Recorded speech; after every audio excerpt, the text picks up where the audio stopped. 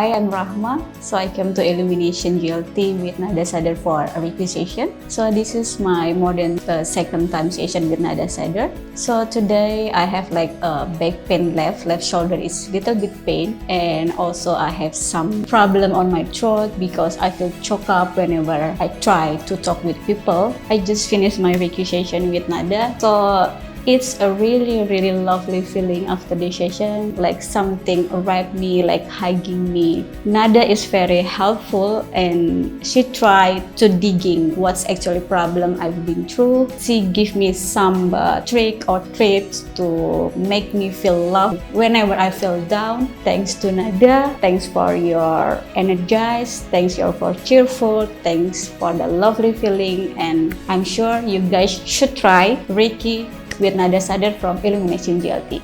Thank you. Hi everyone, my name is Nada Sadar and you're also very welcome.